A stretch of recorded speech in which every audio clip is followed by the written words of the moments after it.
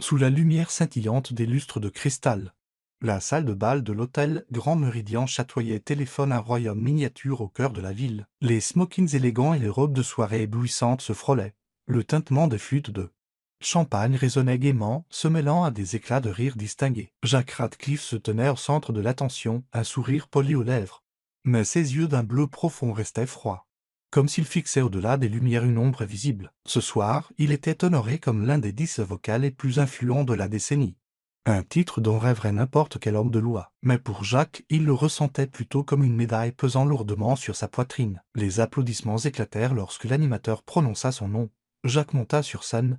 Son costume noir taillé à la perfection, sa démarche assurée mais sobre. Il sentait des centaines de regards posés sur lui, certains emplis d'admiration, d'autres de jalousie. Son discours fut bref, percutant, parsemé de quelques traits d'humour bien sentis qui lui valurent des rires chaleureux. Mais lorsqu'il parla de justice et de responsabilité, sa voix flancha légèrement, juste assez pour qu'il perçoive lui-même la fausseté de ses propres mots. La justice suivit avec cru jusqu'à l'affaire Alicia LLIS. Quand la fête prit fin, Jacques s'éclipsa discrètement de la foule.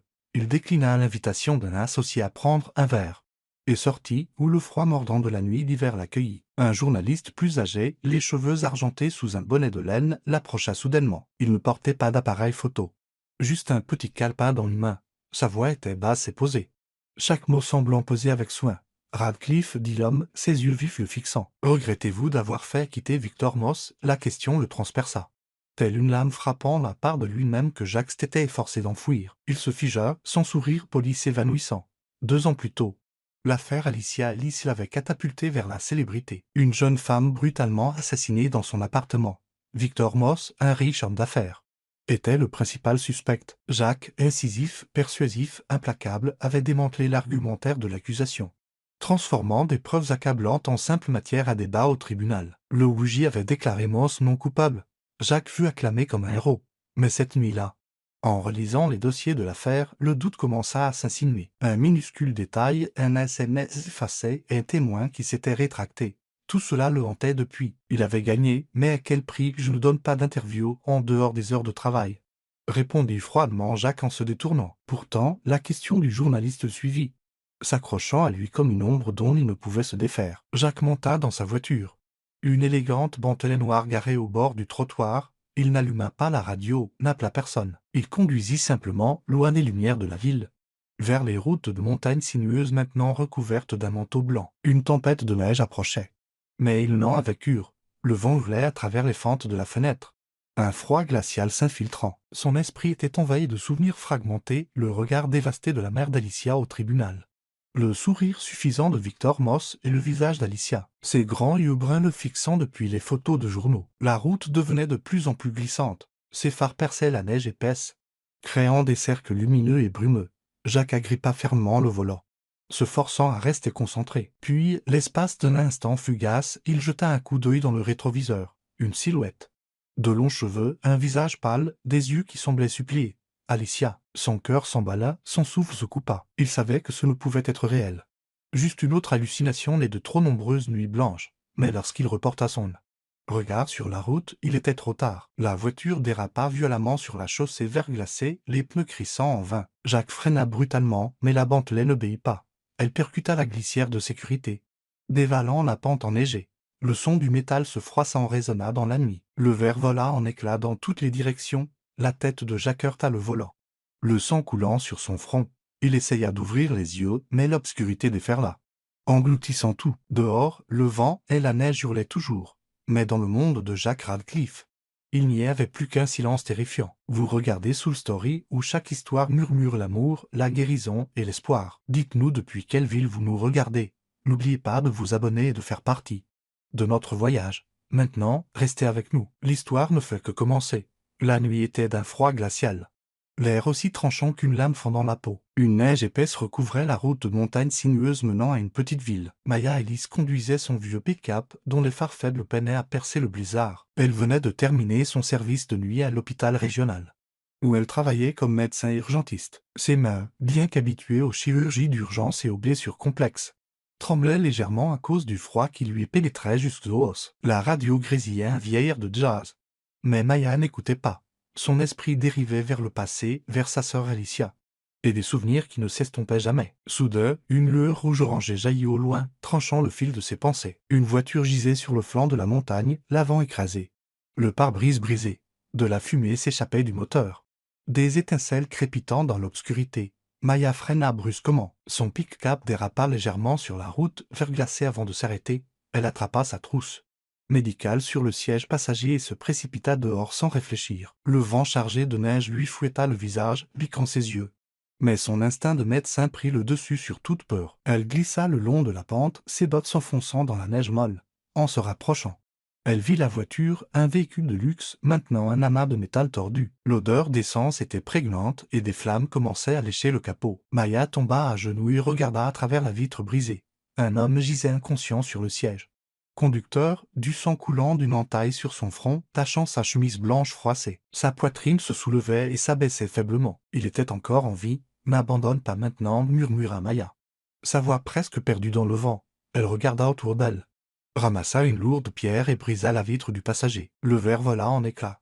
Elle passa la main, déverrouilla la porte et la tira d'un coup sec dans un grincement sonore, l'évaluant rapidement pouls faible, respiration superficielle.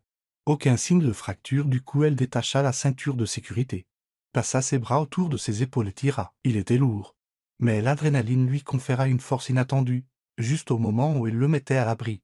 Une légère explosion retentit. Les flammes jaillirent, engloutissant l'avant de la voiture. Maya allongea l'homme sur la neige, loin du brasier.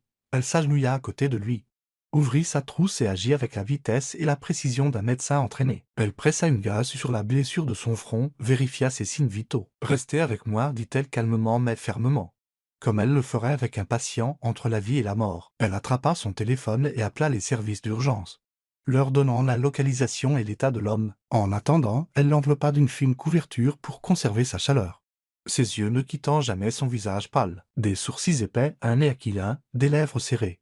Il ressemblait à un homme portant un poids invisible, même dans l'inconscience. Les secours arrivèrent 15 minutes plus tard, 15 minutes de tension. Maya leur indiqua comment le soulever sur la civière et les accompagna jusqu'à l'antenne médicale de la ville, une petite clinique nichée dans la vallée. Là, elle resta aux commandes, vérifiant les blessures internes, suturant son front avec un soin expert. À l'approche de l'aube, il commença à s'agiter, ses yeux bleus clignant, hébétés et confus. Maya examinait son dossier médical quand elle entendit sa voix rauque et éraillée. « Où suis-je » Il essaya de se redresser, mais elle appuya doucement sur son épaule. « Vous êtes à la clinique de la ville.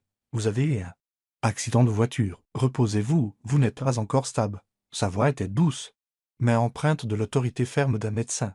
Il la regarda, son regard vif malgré sa faiblesse. « Je suis Ed Ramsey » dit-il en hésitant, comme si ce nom ne lui appartenait pas vraiment. Maya nota le nom sur le dossier, mais elle remarqua comment il évitait son regard. Quelque chose clochait, mais elle n'insista pas. En tant que médecin, elle savait que les patients avaient parfois besoin d'espace pour garder leurs secrets. 13. Bien, Ed, répondit-elle en appuyant légèrement sur le nom comme pour le tester. Je suis Maya, le médecin de garde cette nuit. Vous avez de la chance d'être en vie. Votre voiture est complètement calcinée. Il hocha faiblement la tête, son regard dérivant vers les murs blancs de la clinique. Quelque chose dans son expression donna des frissons à Maya, pas de la peur, mais un sentiment étrange, comme si elle regardait un homme piégé dans son propre esprit. Ses yeux étaient profonds, là, et portaient une tristesse qu'elle ne parvenait pas à nommer. Au cours des heures suivantes, Maya vint le voir régulièrement, surveillant les points de suture et guettant toute infection. Il ne parlait pas beaucoup, répondant seulement brièvement, mais la remerciant toujours d'un ton bas et poli. Elle remarqua qu'il ne ressemblait pas à un voyageur ordinaire. Ses vêtements, bien que déchirés et tachés de sang, étaient clairement coûteux. Sa façon de parler, mesurée et articulée, laissait deviner quelqu'un de très instruit. Mais elle ne chercha pas à en savoir plus. Dans cette ville, chacun avait son histoire, et en tant que médecin, Maya avait appris à respecter cela. Alors que le soleil matinal filtrait faiblement à travers les fenêtres enneigées, Maya enfila son manteau pour rentrer chez elle. Mais elle jeta un dernier regard à Ed. Il regardait par la fenêtre, sa main grippant fermement le bord de la couverture, comme s'il luttait contre une tempête intérieure. Cette image lui resta en tête. Elle secoua la tête, se disant que ce n'était qu'un autre cas d'urgence, puis sortit dans le couloir silencieux, séparément doucement. Elle ne savait pas que l'homme se faisant appeler Ed Ramsey cachait un secret qui allait bouleverser sa vie. Et à cet instant, lorsque leurs yeux s'étaient croisés pour la première fois, un fil invisible s'était tissé, reliant deux personnes, toutes deux blessées par le même passé. La neige avait cessé de tomber, laissant la petite ville drapée d'un manteau blanc immaculé qui scintillait sous le pâle soleil du matin. La clinique de montagne, avec ses murs blancs vieillissants teintés par le temps, devint le refuge temporaire de Jacques pendant sa convalescence. Les points de suture sur son front le lançaient encore lorsqu'il les effleurait. Mais cette douleur physique n'était rien comparée aux tempêtes qui faisaient rage dans son esprit. Chaque nuit, les mêmes rêves revenaient. Des visions d'Alicia Alice et de ses yeux bruns perçants qui l'accusaient d'outre-tombe. Les pleurs de sa mère au tribunal 2 ans plus tôt résonnaient dans son sommeil.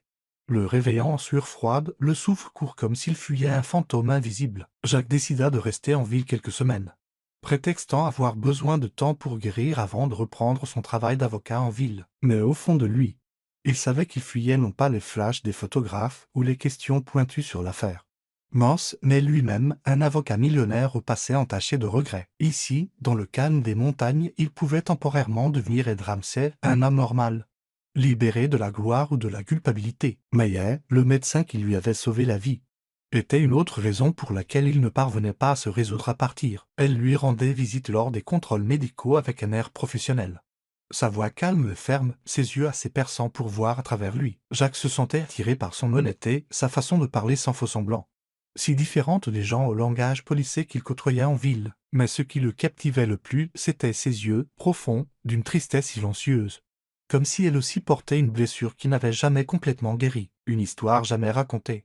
Un après-midi, alors qu'une douce lumière du soleil filtrait par les fenêtres de la clinique, Maya entra, tenant une pile de papiers. Elle les posa sur la table en soupirant, les sourcils légèrement froncés. La vieille Madame Carter, à la sortie de la ville, est menacée de saisie, dit-elle, la voix empreinte de puissance. Ils disent qu'elle a une dette pour un prêt qu'elle jure n'avoir jamais signé. Je veux l'aider.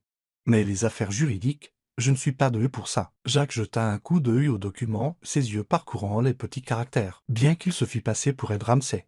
Ses instincts d'avocat se réveillèrent comme un réflexe. Je peux y jeter un œil, proposa-t-il nonchalamment, comme s'il s'agissait d'une petite faveur. Maya l'étudia, une lueur de suspicion dans les yeux, mais fit glisser les papiers vers lui, presque comme pour le mettre à l'épreuve. Au cours des 2 jours suivants, Jacques rédigea une lettre juridique incisive exigeant une preuve du prêt et menaçant d'une action en justice si le harcèlement continuait. Il expliqua chaque clause à Maya d'un ton posé et confiant, comme s'il s'adressait à un OJ. Elle lut la lettre, haussant un sourcil, ses lèvres se pinçant légèrement tandis qu'elle analysait le texte. « Vous n'êtes pas un simple assistant juridique, n'est-ce pas » demanda-t-elle, mi-taquine, mi-sérieuse. Jacques esquissa un léger sourire et détourna le regard. « J'ai travaillé avec quelques avocats, répondit-il vaguement. Juste assez pour maintenir la vérité à distance, mais pas assez pour effacer son doute. Maya n'était pas facile à duper. Elle remarqua la façon dont il décortiquait les contrats. Comment il choisissait ses mots, précis, stratégiques, inattaquables. Ce n'étaient pas les compétences d'un assistant juridique occasionnel. Elle n'insista pas, mais la curiosité grandissait en elle. Elle commença à observer les petites choses, la façon dont ses mains se crispaient quand il parlait de son travail en ville, la manière dont son regard s'assombrissait lorsqu'elle abordait des sujets sensibles. Il y avait quelque chose en lui qui lui donnait à la fois envie de se rapprocher et de rester sur ses gardes. Les jours suivants, Jacques commença à s'aventurer hors de la clinique errant dans la ville. C'était un endroit étrangement paisible avec ses maisons en bois nichées sous les pins, ses rues enneigées et le son des rires d'enfants flottant depuis la cour de l'école. Un matin, il entra dans la petite épicerie. La propriétaire, une femme d'âge mûr aux cheveux noués en chignon, lui sourit chaleureusement. « Vous êtes le nouveau à la clinique, n'est-ce pas ?» dit-elle en posant un sac de pommes sur le comptoir. « J'ai entendu dire que vous aviez eu un accident. Heureusement que vous aviez le DR Maya. » Jacques hocha la tête, réussissant à esquisser un sourire poli. « Oui. J'ai eu de la chance. Je m'appelle Ed. »« Ed est bien, bienvenue en ville, dit-elle en riant, poussant les pommes vers lui. Considérez ça comme un cadeau de bienvenue. Tout le monde ici adore Maya. C'est notre trésor. » Jacques la remercia, bien que son cœur se serrât un peu. L'éloge de Maya ne faisait qu'approfondir le fossé entre sa fausse identité et la vérité. Alors qu'il ressortait, un vieil homme pelletant la neige l'interpella. « Et ne vous éloignez pas trop. Il va encore neiger, dit l'homme joyeusement. Et dites, vous avez rencontré Maya ? Elle a sauvé toute cette ville, pas seulement vous. »« Oui, je la connais, répondit Jacques à voix basse en jetant un coup d'œil vers la clinique. Les habitants de la ville accueillaient Ed Ramsey sans poser de questions. Mais il savait qu'il n'avait pas sa place ici. Il s'arrêta au café local, où Maya passait souvent ses matinées à lire ou à griffonner des notes dans un carnet usé. Un jour, il la surprit en train de sourire à un enfant dans le café. Un sourire rare et radieux qui lui serra le cœur. « DR Maya, je peux avoir un sucre en plus aujourd'hui » demanda gentiment l'enfant. Maya gloussa en lui ébouriffant les cheveux. Juste un petit. Ben, ne le dis pas à ta mère. Elle leva les yeux et croisa le regard de Jacques. Son sourire s'effaça, remplacé par un léger hochement de tête. Jacques sentit son cœur s'accélérer et détourna rapidement le regard, feignant d'étudier le menu. Mais le passé ne voulait pas rester enterré. La nuit, lorsque la ville tombait dans le silence, les cauchemars revenaient. Dans ses rêves, Alicia se tenait sous un lampadaire, du sang coulant d'une blessure invisible. Ses yeux fixés sur lui. « Pourquoi m'as-tu abandonné » demandait-elle, sa voix résonnant d'outre-tombe. Il se réveillait en sursaut, le son des pleurs de la mère d'Alicia, autrefois ignorée au tribunal, résonnant à ses oreilles. Il sortait alors sur le petit balcon de la clinique, laissant l'air glacial calmer sa poitrine brûlante. Un soir, Maya l'invita chez elle pour le remercier pour la lettre juridique. Sa petite maison se trouvait à la lisière de la ville, avec des plantes en pot fanées sur le porche et des étagères remplies de revues médicales et de vieux romans. Ils s'assirent près de la cheminée, buvant du thé chaud et pour la première fois, Jacques ressentit quelque chose qui ressemblait à la paix. Maya parla de la ville, de sa patience, et de sa décision de rester plutôt que de déménager dans une grande ville. « Ici, j'ai l'impression de vraiment faire une différence, dit-elle, les yeux brillants. Les gens de cette ville tiennent vraiment à vous, dit Jacques, se souvenant des salutations qu'il avait entendues. La propriétaire de l'épicerie vous a appelé. Leur trésor aujourd'hui. Maya gloussa en secouant la tête. Ils exagèrent. Je ne fais que mon travail. Non, je pense qu'ils le pensent vraiment, répondit Jacques doucement, son regard s'attardant sur elle plus longtemps qu'il ne l'aurait voulu. Quand il l'interrogea sur sa famille, elle marqua une pause, son sourire s'effaçant. « Je n'ai que ma mère, dit-elle doucement. » Et il comprit qu'il valait mieux ne pas en demander plus. Leur conversation dériva vers un silence, de ce qui semble plein plutôt que gênant. Jacques réalisa qu'il était attiré par Maya non seulement pour sa discipline ou son honnêteté, mais pour la tristesse silencieuse derrière sa force. Il voulait lui dire la vérité, admettre qu'il n'était pas Ed Ramsay, mais Jacques Radcliffe, un homme qui fuyait lui-même. Pourtant, chaque fois qu'il essayait, la peur le retenait. La peur que la vérité ne détruise le fragile espoir qui se formait en lui, l'espoir que peut-être, juste peut-être, il pourrait recommencer, qu'il pourrait devenir un homme meilleur. Maya, quant à elle, sentait le conflit en lui. Elle ne savait pas qui était vraiment Ed, mais elle savait qu'il cachait quelque chose. Elle voulait lui faire confiance, croire en la sincérité dont il faisait preuve en aidant Madame Carter ou en écoutant ses histoires. Mais elle ne pouvait se défaire du sentiment qu'il fuyait quelque chose de bien plus profond qu'Anne. Accident de voiture, quand ils se dirent bonne nuit. Leurs regards se croisèrent un instant et tous deux le sentirent, un lien délicat et dangereux commençait à se former. Cette nuit-là, de retour dans sa chambre, Jacques ne put dormir. Il ne cessait de penser à Maya, à sa force tranquille, à son sourire rare, à ses yeux qui semblaient voir à travers lui. Les voix des habitants de la ville résonnaient dans son esprit, lui rappelant la chaleur et l'honnêteté d'un monde auquel il n'appartenait pas.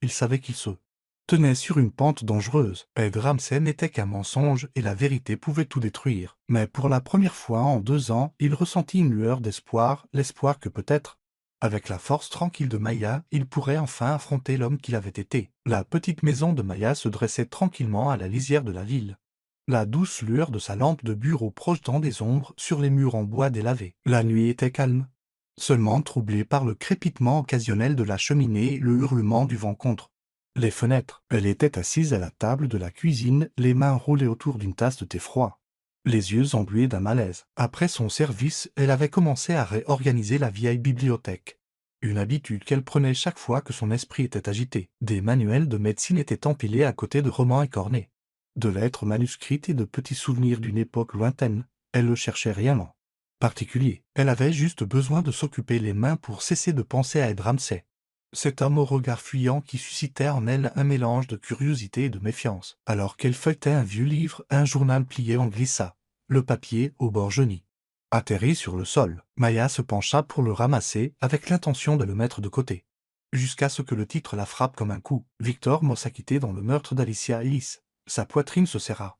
Le journal avait 2 ans, mais la douleur de la perte de sa sœur, Alicia, était toujours aussi vive qu'un rasoir. Elle déplia la page avec des mains tremblantes, se forçant à rester forte. Une grande photo couvrait la moitié de la page. Victor Moss, arborant un sourire triomphant, se tenait à côté de son avocat, un homme grand aux cheveux bruns, aux yeux perçants et au sourire assuré. Le sang de Maya se glaça. L'homme sur la photo était Ed Ramsay. Elle se figea. Le journal glissa de sa main et tomba en voltant sur le sol. Sa respiration s'accéléra, la pièce devint soudain étouffante. Ce visage, ses yeux d'un bleu profond, sonnaient fort. Ce sourire poli qu'elle avait appris à connaître au cours des dernières semaines la fixait. Maintenant, depuis la scène de son plus grand cauchemar, il n'était pas Ed Ramsay, l'anonyme juriste à la dérive. Il était Jack Radcliffe, l'avocat millionnaire. L'homme qui avait usé de son génie pour aider Victor Moss. L'homme que Maya croyait coupable du meurtre de sa sœur à être libéré. L'homme qu'elle avait sauvé, l'homme en qui elle avait commencé à avoir confiance. L'homme pour qui elle commençait à ressentir quelque chose. Maya se leva d'un bond, arpentant la pièce, les poings serrés. Elle voulait crier, sortir et le confronter sur le champ, mais elle s'arrêta, inspira profondément, se forçant à contenir la fureur qui bouillait sous sa peau. Elle avait été formée à gérer ses émotions dans le chaos des urgences. Mais c'était différent. C'était personnel. C'était une trahison. Elle se remémora leurs moments passés ensemble, comment il avait aidé Madame Carter, comment elle l'écoutait, comment ses yeux semblaient toujours porter un secret. Maintenant, ce secret avait un nom, un visage, et c'était comme un couteau dans sa poitrine. Le lendemain matin, Maya arriva à la clinique plus tôt que d'habitude. Elle entra dans la chambre de Jacques. Le journal plié serré dans sa main, ses yeux de glace. Jacques était assis dans son lit, lisant un roman qu'il avait emprunté sur l'étagère du couloir. Il leva les yeux et sourit. Mais son sourire s'évanouit dès qu'il vit son visage. Elle ne dit pas un mot. Elle posa simplement le journal sur la table. La photo de lui et Victor Moss immanquablement exposée. « Expliquez-vous, dit-elle. » La voix calme mais aussi tranchante qu'un scalpel. « Ed Ramsay ou Jack Radcliffe ?» Jacques regarda la photo. Un instant, son cœur s'arrêta, son visage se vida de toute couleur. Il fixa l'image, se voyant lui-même, capturé dans un moment de triomphe judiciaire. À l'époque où il croyait faire ce qui était juste. Mais pire que la photo, il y avait le regard de Maya, la colère, la trahison. Comme un raz de marée sur le point de s'abattre sur lui, il ne l'avait jamais vu ainsi. Ce n'était pas le médecin posé et maître de soi qu'il avait appris à connaître, mais une femme consumée par la douleur. Sa fureur était si palpable qu'elle le fit instinctivement reculer. Sa poitrine se serrant, « Maya, murmura-t-il, la voix tremblante, les doigts agrippant le bord de la couverture. Il voulait se lever, s'approcher d'elle. Mais ses yeux furieux et accusateurs le clouèrent sur place. La peur qu'il ressentait maintenant n'était pas celle d'être démasqué. C'était la peur de perdre quelque chose de fragile et de réel. « Je ne voulais pas vous mentir, dit-il, la voix brisée. J'ai utilisé un faux nom parce que je fuyais tout. Je ne savais pas, je ne savais pas que vous me détesteriez à ce point. Vous saviez qui j'étais, n'est-ce pas ?» le coupa Maya, la voix tremblante, les yeux brûlants. Vous saviez que j'étais la sœur d'Alicia Alice. Vous étiez là, dans ce tribunal, à défendre l'homme qui l'a tué, et maintenant vous êtes assis ici, prétendant être quelqu'un d'autre. Ces mots le frappèrent comme le tonnerre. Jacques secoua la tête, la panique s'emparant de lui. Ses yeux s'écarquillèrent. Son souffle se fit court. La sœur d'Alicia, cette vérité le frappa plus profondément que tout. Il n'avait jamais envisagé la possibilité que la femme qu'il avait sauvée, qu'il avait soignée, soit sa sœur, la sœur de la victime, la sœur de l'affaire qui le hantait depuis 2 ans. « Non, Maya, je vous jure que je ne savais pas. » Sa voix monta, désespérée. Il leva les mains. « Impuissant. Je n'avais aucune idée que vous étiez la sœur d'Alicia, quand vous m'avez sauvé.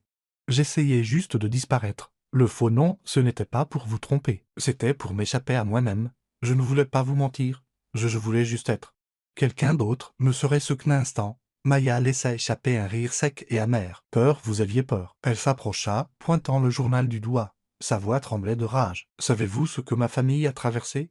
Savez-vous ce que c'est que de perdre quelqu'un que vous aimez et de voir l'homme qui l'a fait être libéré? Vous l'avez aidé, Jacques. Vous saviez qu'il était coupable, n'est-ce pas? Mais vous l'avez quand même défendu. Pourquoi la gloire? L'argent, l'honneur? » Jacques baissa la tête, les mains couvrant son visage comme un homme cherchant à disparaître. La honte et le regret pesait sur lui comme une pierre. « À l'époque, je pensais faire ce qui était juste, » murmura-t-il d'une voix rauque. « Je croyais défendre un innocent, mais après le procès, j'ai commencé à avoir des doutes. Un SMS effacé, un témoin qui s'est rétracté. J'ai essayé de rouvrir l'enquête, Maya. Mais je n'avais pas assez d'éléments. J'ai abandonné. J'ai été un lâche. Et c'est vous et votre famille qui en avez payé le prix. » Sa confession la fit taire. Maya s'était attendue à un déni, à des excuses, pas à ce remords brut et douloureux. Elle scruta son visage, cherchant des signes de fausseté.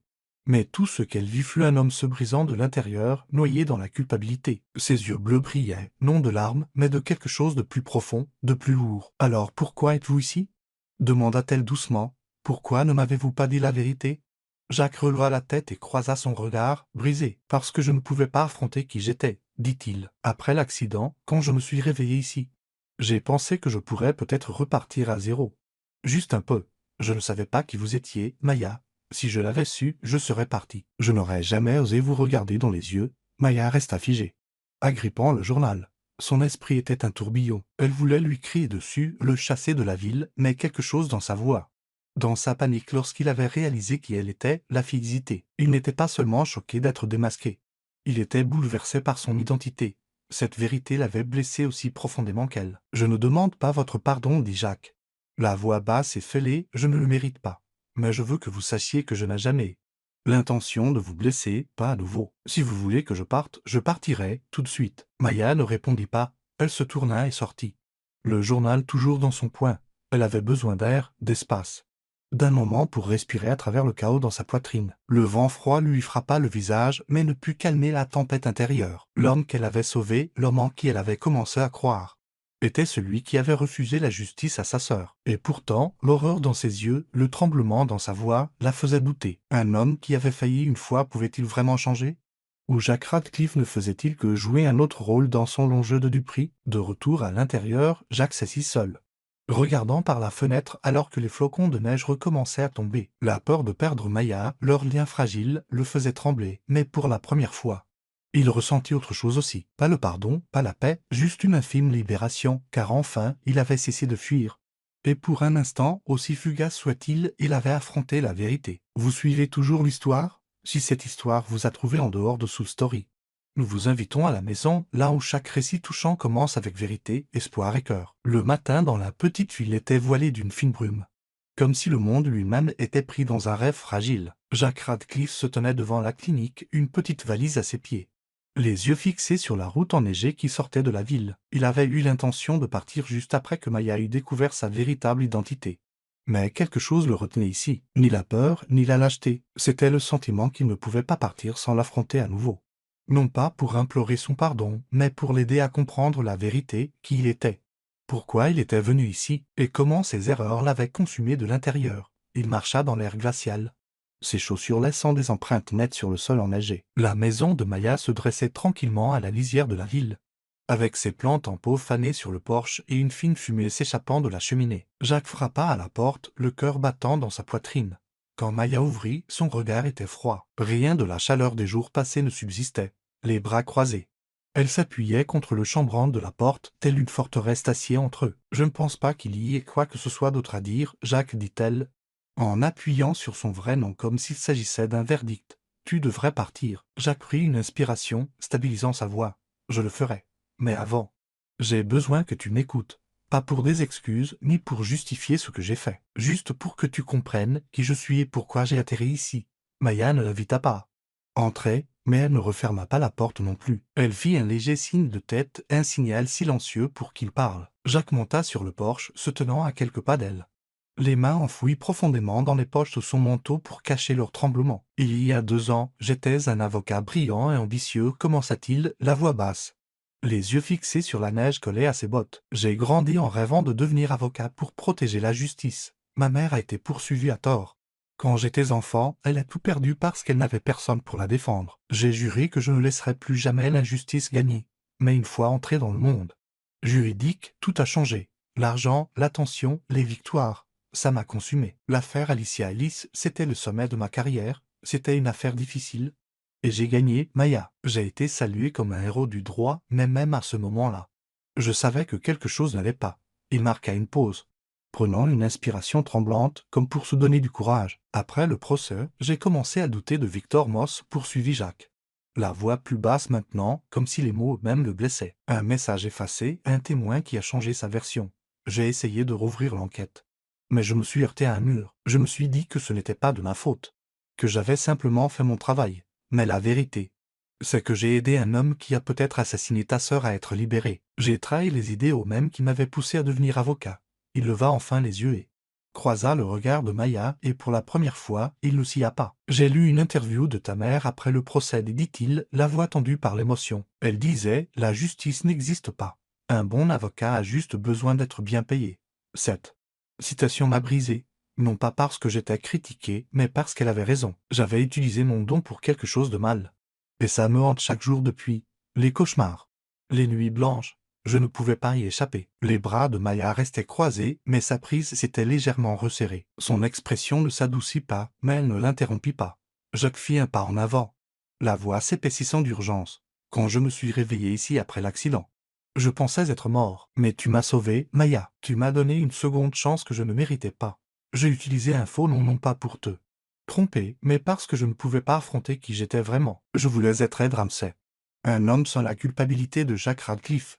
Mais quand tu l'as découvert, j'ai réalisé que je ne pouvais plus continuer à fuir. Il s'arrêta, son souffle formant des nuages dans l'air glacial. Je n'ai jamais essayé de réparer mes torts, dit-il, presque dans un murmure. Pas avant que tu ne me sauves. Tu m'as donné envie d'affronter le passé, de faire ce qui est juste, même s'il est trop tard. Je ne demande pas ton pardon. Je veux juste que tu saches que je ne fuirai plus, pas pour mon nom, pas pour l'orgueil, mais pour Alicia. Et pour toi. Maya le regarda, les yeux toujours remplis de doute, mais quelque chose en elle bougea légèrement. Son silence n'était plus plein de rage, mais d'une profonde contemplation. Il sentait qu'elle écoutait, pesait, considérait. Je retourne en ville, dit Jacques, sa voix plus ferme maintenant. Je vais rouvrir l'enquête sur l'affaire d'Alicia, non pas pour me sentir mieux, ni pour ma rédemption, mais parce que c'est la seule chose qui me reste qui semble juste. Si tu le veux, je partagerai tout ce que je trouve avec toi. Mais si tu ne veux plus jamais me revoir, je disparaîtrai. Enfin, Maya parla, sa voix basse et tranchante. Tu penses que dire tout ça change quelque chose? Ma sœur est morte. Jacques, ma famille est brisée. Rien de ce que tu dis ne changera ça. Je sais, dit Jacques, posément, son regard inébranlable. Mais j'essaierai quand même. Même si ce n'est qu'une once de justice pour Alicia. Je lui dois ça. Je te dois ça. Maya détourna le visage, ses yeux dérivant vers la route enneigée, comme pour protéger ses pensées. Fais ce que tu as à faire, dit-elle, sa voix plus froide mais plus emplie de feu. Mais ne t'attends pas à ce que je te remercie. Elle se tourna et rentra, refermant la porte derrière elle sans un autre regard. Le bruit de la porte qui se ferma résonna comme une ponctuation finale, ferme mais pas définitive. Jacques resta là, seul dans le froid glacial, mais son dernier regard distant, conflictuel, persistait dans son esprit. Ce n'était pas le pardon. Mais ce n'était pas non plus un rejet absolu. C'était un fil, fragile, réel, suffisant pour lui donner quelque chose à quoi se raccrocher. Jacques se retourna et retourna vers la clinique, sa valise traînant dans la neige. Le chemin à parcourir serait long, difficile, mais pour la première fois en 2 ans, il avait un but, rendre justice à une femme qu'il avait autrefois trahie. Et quelque part au fond de son esprit, il savait que Maya, qu'elle lui pardonne un jour ou non, était devenue la flamme silencieuse qui le guidait à travers les ténèbres. La ville apparut devant Jacques comme une peinture de lumière et d'ombre, ses gratte-ciel étincelants perçant le ciel nocturne, incapable de chasser le froid qui s'était installé au plus profond de ses os. Après près d'un mois dans la petite ville de montagne tranquille, il retourna dans son penthouse, jadis symbole de triomphe, devenu une chambre d'écho de ses regrets. Les baies vitrées offraient une vue imprenable sur la ligne d'horizon, mais elles ne lui donnaient plus un sentiment de puissance. Au lieu de cela, elles le faisaient se sentir petit, comme un homme perdu dans la vie même qu'il avait construite. Jack Radcliffe, l'avocat millionnaire, était revenu non pas pour se prélasser dans la gloire, mais pour affronter le plus grand échec de sa carrière, l'affaire Alicia Ellis. Il s'assit seul dans son bureau, la lueur de l'écran d'ordinateur illuminant la fatigue sur son visage. Devant lui se trouvait une pile de vieux dossiers, de documents, de transcriptions, de notes du procès d'il y a 2 ans. Il les avait parcourus des dizaines de fois, mais cette fois, il ne cherchait pas une victoire. Il cherchait la vérité, non seulement pour se racheter auprès de Maya, mais pour se retrouver lui-même. Chaque page qu'il tournait était comme une lame rouvrant des moments qu'il avait autrefois ignorés, de petites incohérences, des intuitions qu'il avait enfouies sous l'ambition et l'orgueil. Il recommença depuis le début. Jacques contacta les personnes impliquées dans l'affaire. La plupart refusèrent de lui parler.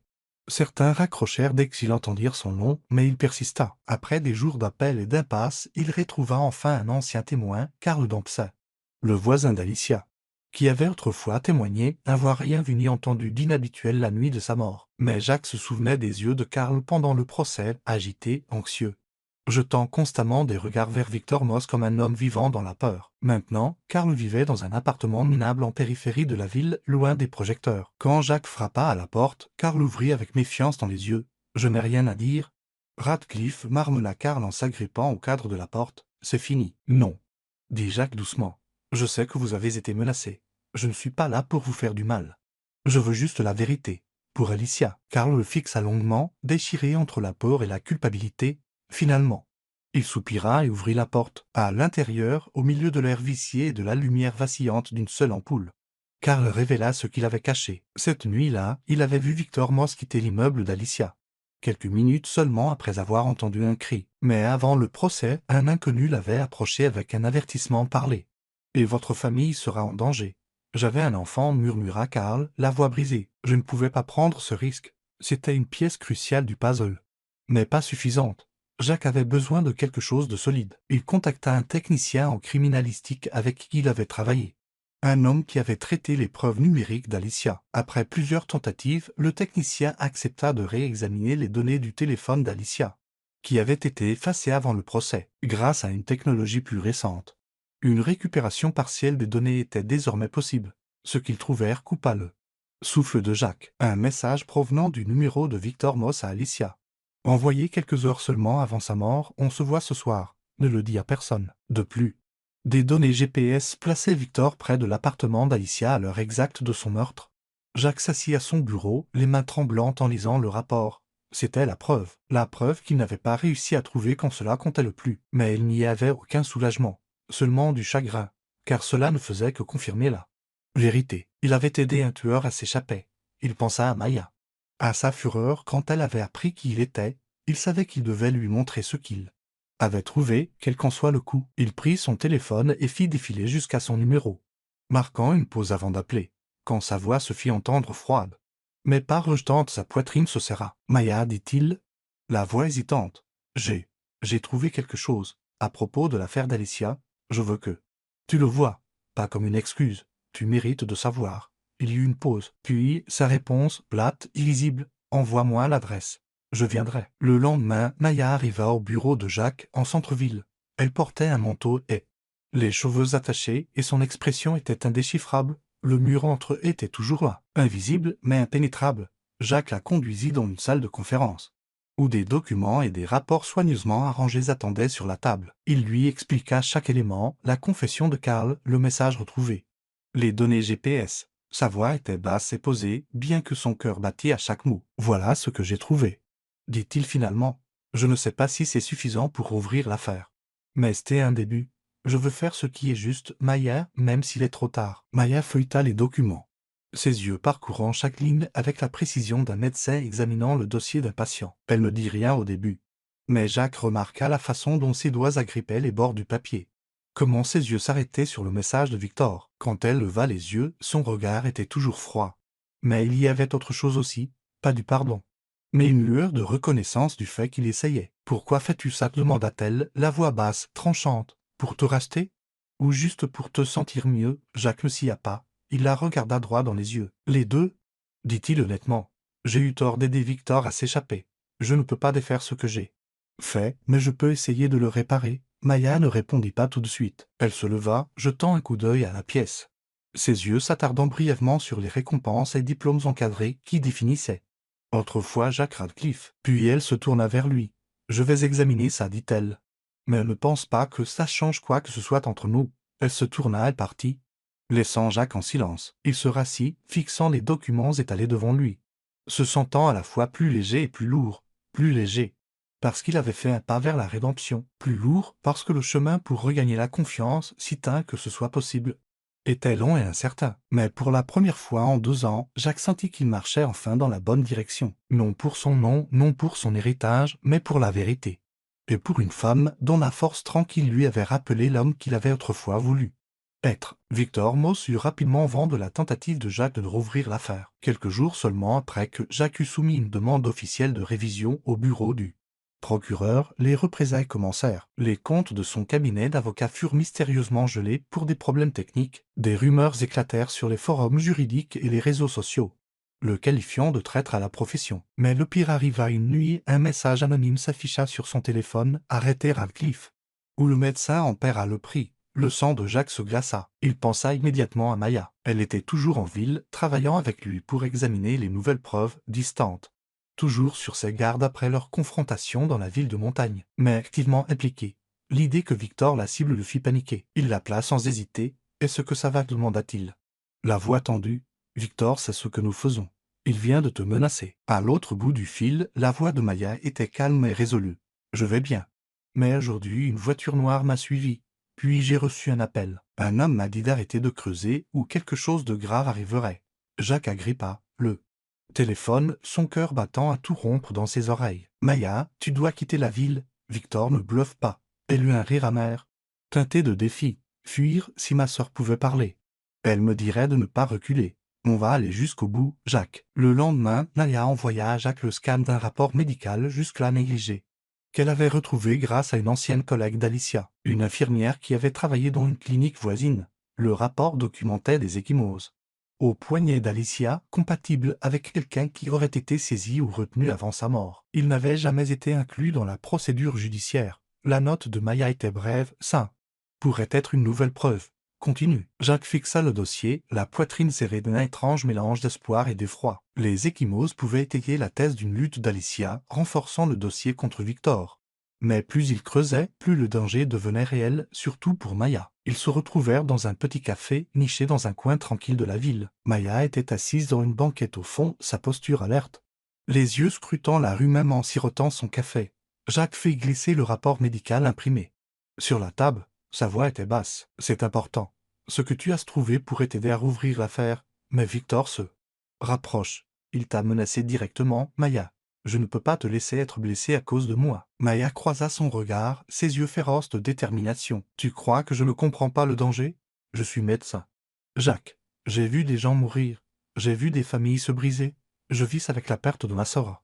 Depuis 2 ans. Si Victor pense qu'il peut nous faire peur, il s'est trompé.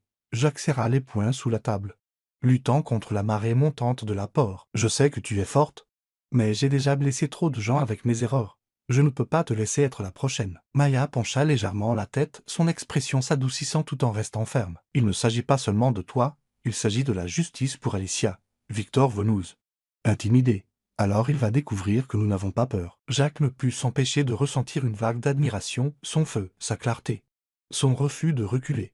Mais la peur le rongeait toujours. Promets-moi, dit-il, la voix tendue. Si quoi que ce soit te semble anormal, tu me le dis immédiatement.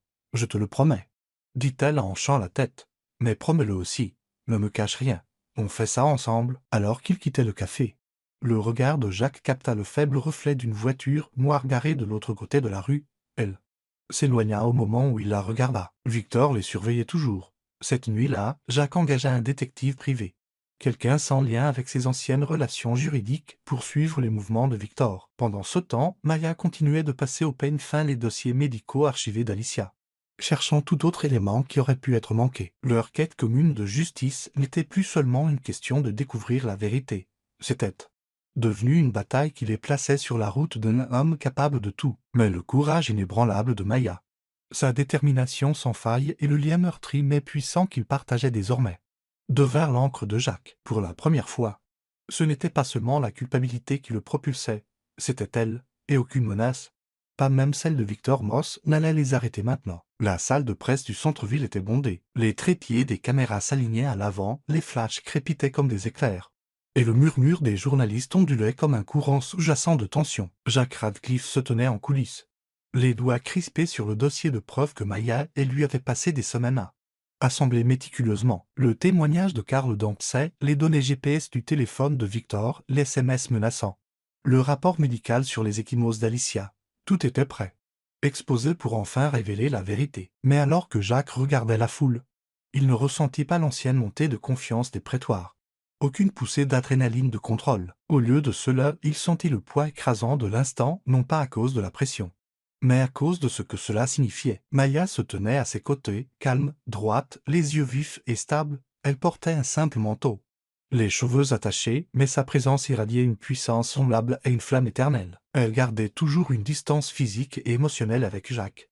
Mais elle avait choisi d'être là, non seulement pour Alicia, mais pour leur mère, Hélène Ellis, qui avait appelé Maya ce matin-là d'une voix tremblante mais pleine d'espoir. « Si tu peux rendre justice à ta sœur, Maya, fais-le. » Ces mots étaient devenus son encre. C'est pourquoi elle se tenait ici maintenant, prête à affronter tout ce qui viendrait. Jacques la regarda, le cœur lourd d'admiration et de culpabilité. « Tu es sûr ?»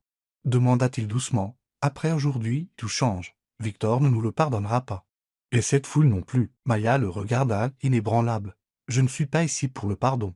Jacques, je suis ici pour ma sœur, pour ma mère. Si nous ne le faisons pas, qui le fera ?» Jacques hocha la tête, sentant ses convictions s'ancrer dans ses os. Il prit une profonde inspiration et entra dans la lumière. Les flèches éclatèrent, la foule se tut, il posa le dossier sur le pupitre et commença à parler. Sa voix basse mais claire. Il y a 2 ans. Je me suis tenu dans un tribunal et j'ai défendu Victor Moss dans le meurtre d'Alicia Ellis. Commença-t-il, son regard balayant la mer de caméra et Dieu. J'ai gagné cette affaire. Mais aujourd'hui, je suis ici pour dire que j'avais tort. J'ai aidé un homme qui pourrait bien être un meurtrier à être libéré, et ce faisant, j'ai failli à la famille d'Alicia. Mais aujourd'hui, et avec le DR Maya Ellis, la sœur d'Alicia, nous présentons de nouvelles preuves. Des preuves qui ne peuvent être ignorées. Et nous le faisons pour réparer une injustice. Jacques passa en revue chaque élément méticuleusement. Le SMS de Victor, on se voit ce soir, ne le dit à personne. Les relevés GPS qui le plaçaient sur les lieux du crime. La déclaration révisée de Karl Dempsey révélant qu'il avait été menacé pour se taire. Et enfin, le rapport médical montrant des ecchymoses fraîches sur l'épaule d'Alicia, des ecchymoses compatibles. Est-ce avec une contrainte? Chaque mot que Jacques prononçait semblait être un ciseau fissurant une façade de pierre qui tenait. Depuis trop longtemps. Puis Maya s'avança, sa voix calme et résonnant de force. Ma sœur, Alicia Ellis, n'était pas seulement une victime, dit-elle. C'était une femme pleine de vie. Et elle nous a été enlevée par quelqu'un sans conscience. Ma mère, Hélène Ellis, vit avec cette douleur depuis 2 ans. Aujourd'hui, nous ne sommes pas ici pour la vengeance. Nous sommes ici pour la justice, pour Alicia. Et pour chaque personne que le système a trahi. La salle explosa. Les questions fusèrent de toutes parts. Les flashs stroboscopiques. Un journaliste cria « Radcliffe, admettez-vous votre culpabilité ?» Pensez-vous que Victor Moss sera arrêté? Jacques ne répondit pas immédiatement. Ses yeux trouvèrent ceux de Maya. Elle fit un léger signe de tête. « Je ne suis pas ici pour spéculer, dit Jacques. Je suis ici pour m'assurer que la vérité soit entendue. Victor Moss fera face à la justice et je ferai tout ce qui est en mon pouvoir pour m'en assurer. » Alors que la conférence de presse se terminait, Jacques et Maya descendirent de la scène. Leurs regards se croisant brièvement. Mais avant qu'ils ne puissent partir, un groupe de policiers en civil entra dans la pièce. À leur tête se trouvait un détective que Jacques reconnaissait de ses jours au tribunal. Le détective adressa à Jacques un signe de tête sec avant de se tourner vers les journalistes. Sur la base des nouvelles preuves présentées aujourd'hui, nous avons obtenu un mandat d'arrêt à l'encontre de Victor Moss, annonça-t-il. Il est maintenant en garde à vue et sous enquête formelle. La salle explosa. Les journalistes se précipitèrent. Des micros furent tendus vers le détective. Des alertes d'actualité envahirent les réseaux sociaux. En temps réel, des hashtags comme Justice pour Alicia et Victor Moss arrêté commencèrent à devenir viraux. Accompagnés de clips vidéo de la conférence, Jacques et Maya se tenaient silencieusement dans un coin, observant le chaos se dérouler. Mais à l'intérieur de Jacques, il n'y avait aucune vague triomphale de justification. Au lieu de cela, il y avait quelque chose de plus profond, une libération. Comme si le poids insupportable qu'il avait étouffé pendant 2 ans avait enfin été soulevé de sa poitrine. Maya se tourna vers lui. Son regard restait froid, mais il y avait un changement subtil. Un ton plus doux dans sa voix. Ce n'était pas une victoire aujourd'hui, dit-elle doucement. Mais c'était un début, ma mère. Elle voudra entendre ça. Jacques hocha la tête, l'émotion lui montant à la gorge. Je contacterai le bureau du procureur. Je m'assurerai que l'affaire reçoive l'attention qu'elle mérite. Et Maya, merci d'avoir été là, même quand tu n'y étais pas obligé. Elle ne répondit pas tout de suite. Elle l'étudia longuement avant de se détourner. Mais dans son silence, quelque chose avait changé. Jacques ne vit pas de pardon dans ses yeux. Mais il vit autre chose, la reconnaissance qu'ils avaient accompli l'impossible ensemble, alors qu'ils sortaient de la salle de presse. Jacques sentit un nouveau poids s'installer sur lui, non pas celui de la culpabilité, mais celui de la responsabilité. Victor Moss avait été arrêté, mais la justice n'en avait pas fini. Et quoi qu'il advienne, Jacques savait une chose, que Maya lui pardonne un jour ou non. Elle était devenue une part inébranlable de sa rédemption. Vous regardez Soul Story en exclusivité sur notre chaîne. Si vous êtes toujours avec nous, laissez un commentaire, nous les lisons et les chérissons tous. Abonnez-vous pour soutenir plus d'histoires originales et touchantes. Merci de faire partie de la famille Soul Story. La salle d'audience numéro 3 de la Cour suprême de la ville était lourde de tension.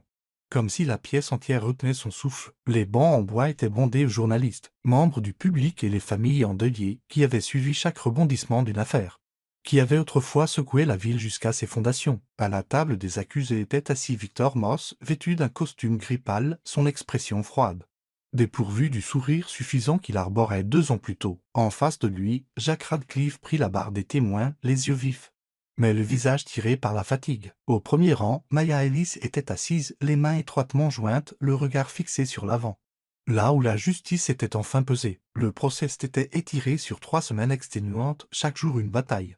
L'accusation, armée des preuves que Jacques et Maya avaient déterrées, présenta un dossier sans faille. Le témoignage de Karl Dempsey, les données GPS du téléphone de Victor, les SMS que Victor avait envoyés à Alicia et le rapport médical détaillant les ecchymoses sur son épaule ensemble, ils formaient une toile que l'équipe d'avocats d'élite de Victor ne pouvait démanteler. Lorsque le OJ rendit un verdict de culpabilité pour meurtre au premier degré, la salle d'audience éclata en quais étouffés et en sanglots discrets. Hélène Ellis, la mère de Maya et Alicia, se pencha derrière Maya et l'étreignit, les larmes coulant librement. « Tu l'as fait, Maya » murmura-t-elle. « Tu as ramené Alicia à la maison. » Dans un coin de la salle d'audience, Jacques se tenait seul. Il ne se sentait pas victorieux, pas comme autrefois après une grande affaire. Ce qu'il ressentait, c'était une libération profonde et douloureuse. La justice avait été rendue, oui. Mais les blessures laissées derrière ne guériraient jamais vraiment, ni pour Maya, ni pour sa mère, ni pour lui. Plus tard dans la soirée, Jacques et Maya se retrouvèrent dans un café tranquille à la périphérie de la ville. Un jazz doux jouait depuis des parleurs cachés et la lumière chaude donnait à l'endroit une lueur apaisante. Ils s'assirent l'un en face de l'autre, séparés non pas par la distance, mais par tous les mots qu'ils n'avaient pas encore dits. Maya tenait une tasse de café dans ses mains, son expression introspective, comme si elle luttait encore avec des émotions qu'elle ne s'était pas encore autorisée à laisser remonter. « Victor ne sortira pas, commença Jacques, la voix basse. J'ai parlé au procureur. La perpétuité sans possibilité de libération conditionnelle. Alicia a enfin justice. » Maya hocha la tête, mais ses yeux restèrent fixés sur la surface tourbillonnante de son café. « La justice, répéta-t-elle, testant presque le mot. Je pensais que ce jour serait plus libérateur. Mais ce n'est pas le cas. Ça ne ramène pas ma sœur. Ça n'efface pas les années que ma mère a passées dans le deuil. » Jacques baissa la tête, ses mains agrippant son verre. « Je sais, murmura-t-il. Je sais que je ne peux pas défaire ce que j'ai fait. J'ai laissé Victor s'en sortir la première fois et je porterai cette culpabilité pour toujours. Mais Maya, j'espère que tu peux voir que j'ai fait tout ce que j'ai pu pour réparer ça. » Maya leva les yeux, son regard rencontrant le sien. Il y vit une tempête d'émotions, colère, chagrin, mais aussi autre chose, quelque chose de nouveau. Quelque chose qu'il n'avait pas osé espérer. « Tu as sauvé la justice de toi-même, Jacques, dit-elle, sa voix calme et lourde. Personne d'autre n'aurait pu le faire, ni les procureurs, ni la police, ni même ma mère ou moi. Tu t'es levé, tu as admis ton échec. Et tu as fait tomber Victor Moss. C'est quelque chose que je ne peux pas ignorer. » Ces mots le stupéfièrent. Il voulait croire qu'il était un signe de pardon. Mais il savait qu'il ne fallait pas s'emballer. Il n'en était pas encore digne. Il inspira d'une voix tremblante, son regard baissé. « Je ne te mérite pas, Maya, » dit-il doucement. « Pas après tout ça. Pas après la douleur que je vous ai causée. À toi et ta famille. Je ne sais même pas comment vivre avec ça. » Maya l'étudia longuement, puis se pencha légèrement en avant. Sa voix s'adoucit, mais sa force resta intacte. « Personne ne mérite l'amour, Jacques, dit-elle. Les gens choisissent d'aimer et de pardonner. Je ne t'ai pas pardonné. Pas entièrement. Peut-être qu'il me faudra beaucoup de temps. Mais je vois ce que tu as fait.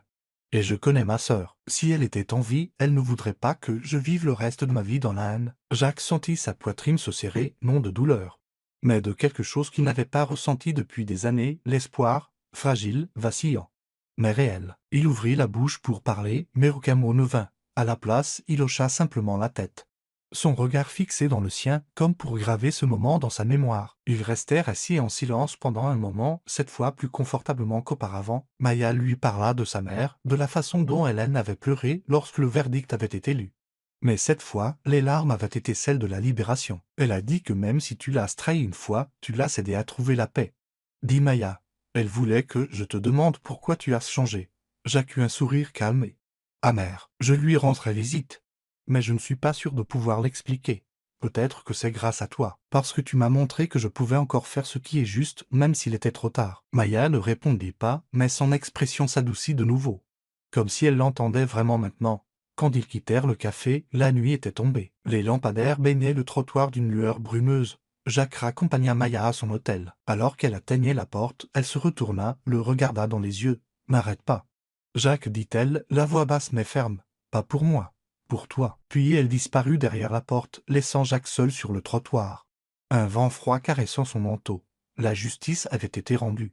Mais il savait que ce n'était pas la fin. Le pardon de Maya, s'il venait un jour, serait durement gagné. Et il passerait le reste de sa vie à essayer de n'en être digne. Pour la première fois, Jacques sentit qu'il ne marchait pas pour la rédemption, il marchait vers quelque chose. Non pas pour la gloire, non pas pour la réputation, mais pour la chance de devenir ce qu'il avait autrefois rêvé d'être enfant, un protecteur de la justice, quel qu'en soit le coup. Une année s'était écoulée et la ville s'était adoucie sous le froid vif de l'hiver. Des flocons de neige tombaient doucement, recouvrant les routes de banlieue d'une fine couche blanche. Nichée sur une colline, une petite maison au toit de tuiles rouges et à la simple clôture en bois était devenue le lieu que Jack Radcliffe et Maya Ellis appelaient leur foyer. À l'intérieur, l'espace était chaleureux, rempli de l'odeur du bois brûlant de la cheminée et du crépitement du feu se mêlant à la douce lueur jaune d'une lampe de table. Des bibliothèques remplies de manuels de médecine et de droit se côtoyaient, symbole de deux personnes qui avaient trouvé un terrain d'entente sur un chemin qui semblait autrefois impossible. Jacques n'était plus l'avocat millionnaire en costume coûteux, se tenant dans les prétoires avec un regard fier. Maintenant, il se tenait devant un petit amphithéâtre de la faculté de droit,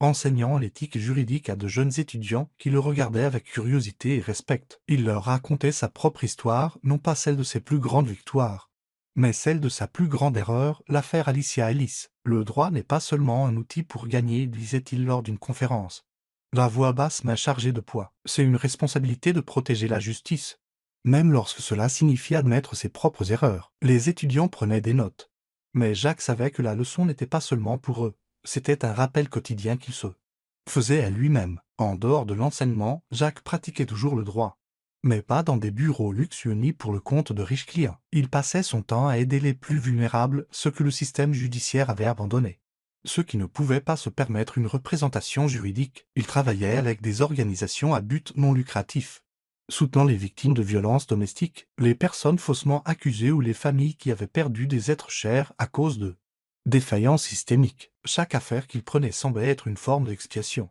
une façon de prouver que la justice, même tardive, pouvait encore être rendue. Il ne cherchait plus la gloire, seulement la paix de l'esprit, et avec chaque personne qu'il aidait, il se sentait un pas plus près de la trouver. Maya, quant à elle, poursuivait son travail de médecin. Elle travaillait toujours à l'hôpital régional, mais consacrait maintenant plus de temps à une cause qui lui tenait à cœur, une clinique gratuite pour les femmes victimes de violences et celles qui avaient besoin de soins médicaux qu'elle ne pouvait pas se permettre. Elle travaillait souvent tard dans la nuit examinant les dossiers des patientes, soignant les blessures ou simplement écoutant les histoires déchirantes de femmes qui venaient là voir. Je ne peux pas sauver tout le monde, avait-elle dit un jour à Jacques, alors qu'ils étaient assis près de la cheminée dans leur petite maison. Mais je peux leur donner un endroit où ils se sentent en sécurité. Son projet était partiellement financé par une fondation caritative que Jacques soutenait discrètement, bien qu'il ne le lui ait jamais avoué. Leur vie était loin d'être parfaite. Il y avait encore de lourds SILNCS.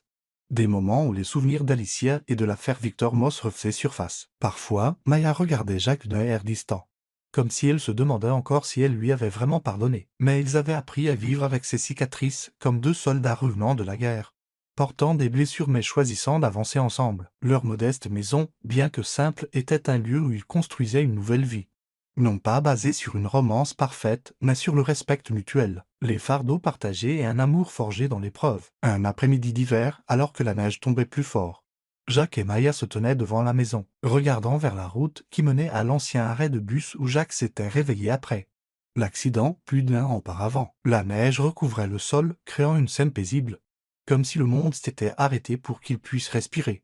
Jacques tenait la main de Maya, sa paume chaude dans le froid glacial. Elle le laissa tenir sa main, mais son regard resta fixé au loin, là où les montagnes couvertes de brume se dressaient silencieusement. « Merci, Maya, dit Jacques doucement, sa voix profonde et sincère. Ce jour-là, quand je me suis écrasé, je pensais être mort. Mais c'est ce jour-là que j'ai commencé à vivre. Grâce à toi, à ta sœur et à tout ce que tu m'as appris. » Maya se tourna vers lui, ses yeux doux mais gardant une trace de résolution, tout comme le médecin qu'il avait rencontré cette nuit enneigée. « Je ne t'ai pas sauvé pour que tu me remercies, Jacques, dit-elle, sa voix calme et ferme. Je t'ai sauvé parce que c'était la bonne chose à faire. Et toi, tu as fait la bonne chose aussi, même si c'était arrivé tard. » Jacques sourit, un sourire qui n'était plus teinté d'amertume. « Je ne me suis toujours pas pardonné, admit-il, mais chaque jour, j'essaie d'être digne de cette seconde chance, de toi, de cette vie. » Maya ne répondit pas toute de suite. Elle serra doucement sa main, puis posa sa tête sur son épaule, un geste rare, mais plein de sens. « Nous essayons tous, murmura-t-elle, et c'est suffisant. » Ils restèrent là, entourés de neige blanche, leur souffle formant de doux nuages dans l'air. Au loin, la cloche de l'arrêt de bus sonna. signalant le départ d'un bus. Jacques regarda dans sa direction, se remémorant le moment où il s'était réveillé au poste médical.